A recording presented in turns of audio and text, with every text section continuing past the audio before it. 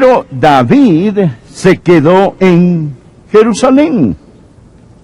Y sucedió un día al caer la tarde que se levantó David de su lecho y se paseaba sobre el terrado de la casa real. Y vio desde el terrado a una mujer que se estaba bañando, la cual era muy hermosa. Envió David a preguntar por aquella mujer y le dijeron: aquella es Betsabé, hija de Eliam, mujer de Urías Heteo. Y envió David mensajeros y la tomó y vino a él, y él durmió con ella. Luego ella se purificó de su inmundicia y se volvió a su casa. Y concibió la mujer y envió a hacerlo saber a David, diciendo: estoy encinta. Existen 3 puntos que deseo que usted vea conmigo al estudiar este pasaje. Jóvenes en el balcón, por favor presten atención, porque esto es algo que van a tener que enfrentar los de entre ustedes que claman el nombre de Jesús. Primero, veremos lo que voy a llamar la trágica causa del pecado de David. ¿Cómo un hombre como él pudo caer en pecado? Un buen hombre. Permítame decirle cuál fue su pecado. Primero, su pecado fue de ociosidad. El pecado de ociosidad. Mire los versículos 1 y 2. La Biblia dice aquí que era el tiempo que salen los reyes a la guerra. Pero David estaba en Jerusalén. La Biblia dice que la cosecha había terminado y que la batalla había comenzado. Hay 2 campos en los que todos necesitamos permanecer. Uno es el campo de cosecha y el otro es la batalla. Si es un hombre de Dios, una mujer de Dios, un niño de Dios, Dios nunca ha planeado que usted esté fuera del campo de cosecha o el de la batalla. Si no estamos en el campo de cosecha, debemos estar en el de la batalla. Si no estamos en uno, debemos estar en otro. Aquí está el problema. David no estaba haciendo algo malo en particular, excepto que falló en hacer lo correcto. El pecado de David aquí es el pecado de omisión, es el pecado de ociosidad. Hemos oído el decir que la ociosidad, que un corazón y una mente ociosa son el taller del diablo, el pecado de omisión. La Biblia dice: al que sabe hacer lo bueno y no lo hace, le es pecado. Voy a decirles algo, amigos. Todo pecado, al final y al cabo, es un pecado de omisión. Todo pecado, porque si usted hace lo que debe hacer, no puede hacer lo que no debe hacer, ¿no es cierto? David debió haber estado con sus compatriotas en la guerra. Él debió haber estado en la batalla del rey, peleando la guerra del rey, pero no lo hizo. ¿Qué estaba haciendo? Él estaba en la cama. ¿A qué hora estaba acostado? Escuche, estaba acostado en la tarde. La Biblia dice que al caer la tarde, se levantó David de su lecho. Él estaba en la cama, perezoso, y al levantarse salió a caminar en el terrado. Existe un tiempo para el descanso legítimo. Pero se supone que no debe pasarse todo el día en la cama. La Biblia dice en Proverbios 24, versículos 33 y 34, un poco de sueño cabeceando, otro poco poniendo mano sobre mano, otro poco para dormir. Así vendrá como caminante tu necesidad y tu pobreza como hombre armado. ¿Dónde pecó? Número 1, fue un pecado de ociosidad. Número 2, fue un pecado de negligencia. David era un rey guerrero, pero ahora se había quitado su armadura. ¿Mas qué nos dice la Biblia que debemos hacer? En 2 Timoteo capítulo 2 versículo 3 dice: sufre penalidades como buen soldado de Jesucristo. ¿Por qué se quitó David su armadura? Se estaba llevando a cabo una batalla, pero David había tenido tantas victorias, que estaba tomándolas por un hecho. Él simplemente presumía que Dios lo iba a seguir bendiciendo. Le diré que más fue. No solo fue pecado de ociosidad, no solo fue pecado de negligencia, sino que fue un pecado de impulsividad. Él no había planeado pecar ese día. No tenía idea que haría tal cosa cuando despertó. No lo había maquinado, no lo había planeado. La Biblia simplemente dice que David se levantó, salió a pasearse en el terrado, y al mirar, ahí estaba ella. Ahí estaba ella. La Biblia dice que la vio. Y ese fuego de lujuria comenzó a arder en él. Esto fue su impulsividad que causó que pecara. Él no tenía idea que iba a hacer tal cosa ese día. ¿Me está escuchando? Permítame decir qué es el pecado. ¿Me escucha? Adolescentes, presten atención. El pecado es una combinación de tres cosas muchas veces. Es una debilidad sin detectar, una oportunidad inesperada y una vida desprotegida. Es una debilidad sin detectar, una oportunidad inesperada y una vida desprotegida.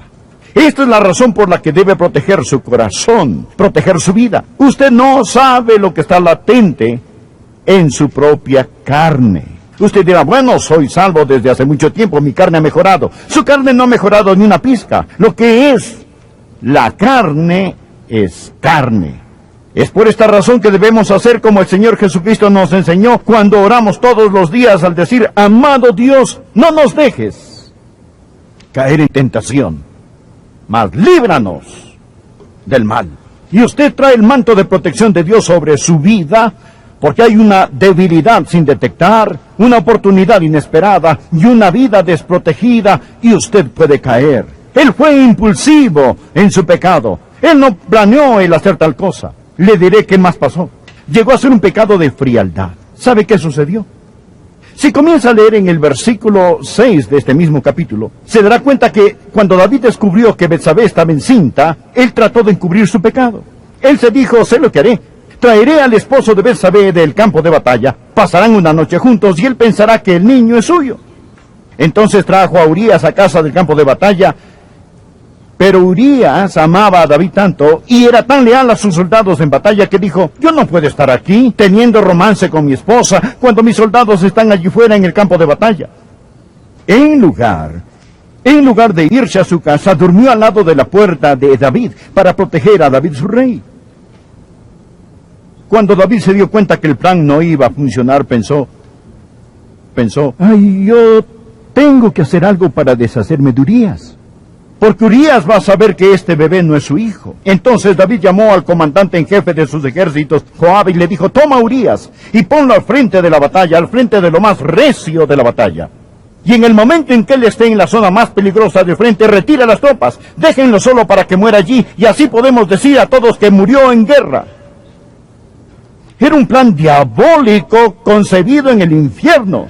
David nunca se imaginó que él pudiese llegar a hacer esto, y mucho menos cometer el pecado de adulterio.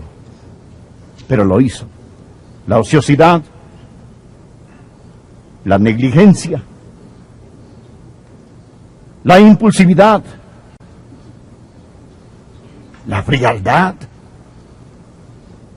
y ahora la terquedad. La terquedad. Dios le había hablado a David. David estaba bajo gran convicción. Pero David pasó todo un año sin arrepentirse y sin hacer las paces con Dios. ¡Cuán terco! Algunos de ustedes están en esa situación ahora mismo. Ustedes no solo están fríos, sino que también racionalizan este asunto. Están frenando a Dios. Piensan que de algún modo todo va a salir bien, que Dios se olvidará del asunto.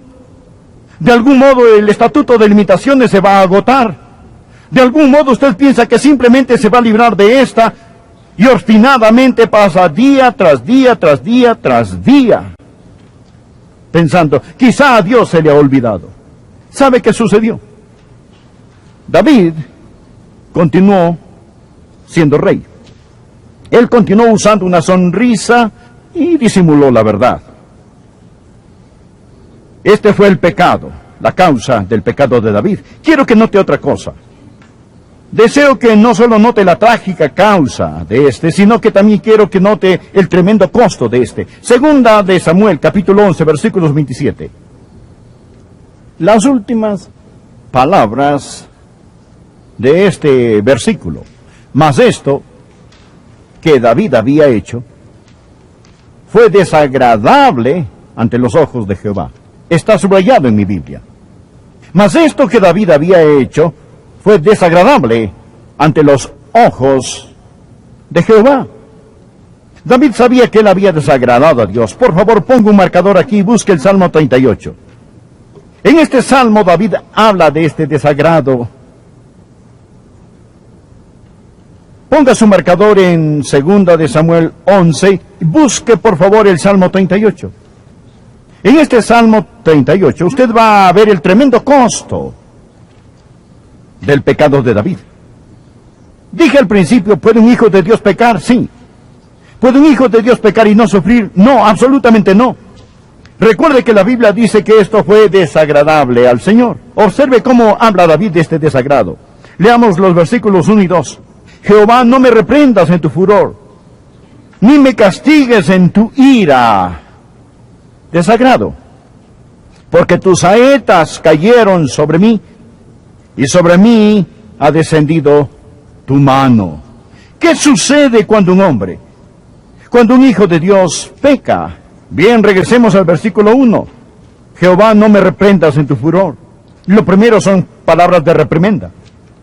Dios, el Espíritu Santo, le hablará. Dios le reprenderá cuando usted peque. Dios pondrá su dedo en la llaga donde duele y dirá, eso estuvo mal.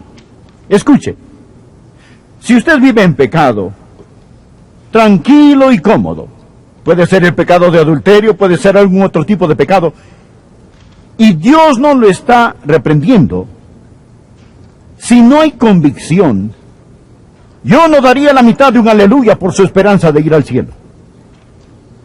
Escúcheme, si es un hijo de Dios, Dios lo reprenderá. Hubieron palabras de reprimenda. Segundo, hubieron flechas de convicción. Leamos el versículo 2. Porque tus saetas cayeron sobre mí. Dios traspasó su corazón. Dios le dijo a David, lo que hiciste estuvo mal, espantosamente mal. A su vez, note que él dice, y sobre mí ha descendido su mano. Palabras de reprimenda, flechas de convicción, la mano de presión. Algunos tienen la idea, bueno, si pecamos, Dios simplemente nos desecha. Usted lo tiene 180 grados al revés. Dios no lo desecha si es un hijo suyo. Cuando usted peca, Dios pone su mano sobre usted y aprieta. David dice, tu mano estaba pesada sobre mí. En el Salmo 51 David menciona que sus huesos han sido quebrantados. Él era un poeta, habla poéticamente, dice, Dios me has aplastado, Dios me exprimes la vida. ¿Conoce este tipo de presión? Si vive en pecado y conoce este tipo de presión, agradézcale a Dios. Si Dios tiene palabras de reprimenda, si Dios tiene flechas de convicción, si Dios tiene una mano de presión sobre usted, diga, gracias Dios, me amas demasiado para permitirme continuar. Así está bajo convicción. Ahora, esta es una evidencia de que una persona es salva.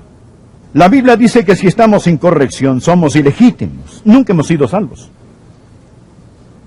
Por favor, escuche, aprende esto. Ahora, el hombre más miserable en el mundo no es un hombre no salvo. El hombre más miserable en el mundo es un hijo de Dios sin compañerismo con Dios. ¿No es cierto? Mucho más miserable que un hombre no salvo. Otros hombres en el reino pudieron haber hecho lo mismo y nunca sentir lo que David sintió. Cuando Dios lo salva, Dios no le arregla para que nunca más pueda pecar, sino que lo transforma para que usted al pecar no pueda disfrutarlo más. Bien, quiero que usted por favor vea conmigo, estimado amigo, el término crítico del pecado de David. ¿Cree usted que Dios iba a permitir que esto continuara indefinidamente? Oh, no. Regresemos a 2 Samuel capítulo 11. Usted se dará cuenta de que Dios envió a alguien para que le hablara a David de su pecado. Hay una confrontación. Lea por favor en el capítulo 12, el versículo 9. La Biblia narra cuando el profeta Natán llegó a confrontar a David y Natán le pregunta, ¿por qué pues tuviste en poco la palabra de Jehová, haciendo lo malo delante de sus ojos? Ahora permítame decirle cómo opera Dios. Tendré que compactarlo, mas le daré los 4 pasos. sobre cómo se encarga Dios de este tipo de personas cuando está en pecado. El término crítico. Primero, existe convicción. Ya hemos hablado sobre eso. Sobre esa convicción, esas palabras de reprimenda, esas flechas de convicción, esa mano de presión. ¿Qué debe hacer si hay pecado en su vida? Puede ser tan solo el pecado de frialdad, puede ser un pecado pequeño, no uno grande. Encárguese de él inmediatamente. La Biblia dice en 1 de Corintios capítulo 11, versículos 31 y 32, si pues nos examinásemos a nosotros mismos, no seríamos juzgados. Dios no trata de vengarse de usted. Dios simplemente quiere corregirlo. Versículo 32, mas siendo juzgados, somos castigados por el Señor para que no seamos condenados con el mundo. Cuando los padres castigan a sus hijos, no tratan de vengarse de ellos, tratan de corregirlos. Incluso hay algunos niños que lo único que tienen que hacer es solo mirarlos, y sus pequeños corazones se derriten. Ahora bien, si el niño está arrepentido y el niño ha cambiado, no está haciendo más lo malo, usted no dice, bien, lo voy a castigar de todos modos. No. Lo que usted desea es un cambio de comportamiento. Eso es todo lo que usted quiere. Si nos juzgamos a nosotros mismos, no seremos juzgados. Dios no trata de vengarse de sus hijos. Dios quiere corregir a sus hijos. Primero existe la convicción. Bien, suponga que la convicción no funciona. La segunda oportunidad, el segundo paso, la corrección. Dios me dará una paliza. Hebreos 12, versículo 6. Porque el Señor al que ama disciplina y azota a todo el que recibe por hijo. Ahora, no piense que Dios no va a disciplinarlo. La palabra azotar es la que se usa para una severa paliza. Permítame decirle algo. Dios está más interesado en su santidad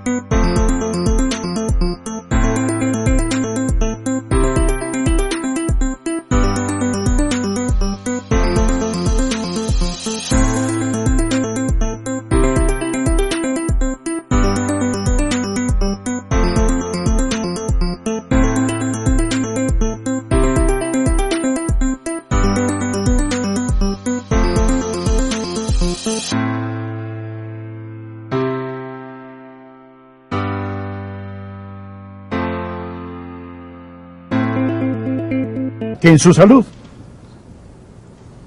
Dios está más interesado en su justicia que en que usted maneje un Cadillac, vive en una gran casa o tenga éxito en los negocios. Dios se preocupa por su reputación. Y Dios le corregirá adecuadamente, no porque Él no le ame, sino porque Él le ama. Dios amaba a David. Lee el Salmo 89, versículo 34. Dios le dijo, no olvidaré mi pacto. Existe la convicción. Después de esta sigue la corrección. Después de la corrección viene la confrontación. De seguro Dios lo confrontará. Es decir, Dios no permitirá que sigan lo mismo. Dios envió al profeta Natán para confrontar a David. Y Dios dijo, bien David, arrepiéntete y cambia, porque no vas a seguir así. Ahora bien, yo no sé cómo va a venir la confrontación para usted. Quizá la confrontación vendrá a través de un libro que tal vez lea. Tal vez el Espíritu Santo de Dios le hablará a su corazón. Quizás será por medio de su esposa o de su esposo. Tal vez será su pastor, quizá un amigo o quizá alguna circunstancia. Mas usted sabrá sin lugar a dudas que está a punto de ser juzgado. Quizás sea este sermón. No sé por qué Dios quería que predicara este mensaje, mas sentí una carga en mi corazón de predicar este sermón hoy. Y parecía como si Dios me estuviera diciendo, hay alguien, Adrián, que necesita oír lo que vas a decir. Y creo que puede haber una cita divina aquí. Es la confrontación, el desafío. Bien, suponga que el desafío no es aceptado. Suponga que cuando Dios dice, muy bien, he tratado la convicción, he tratado la corrección, ahora lanzo un desafío. Viene una confrontación. Estoy trazando una línea en la arena. Suponga que usted no presta atención. Entonces, el último paso es la consumación. Mire 2 Samuel capítulo 12, versículo 13. Lo que el profeta dijo a David. Entonces, dijo David a Natán, pequé contra Jehová. Gracias a Dios que se arrepintió. David fue un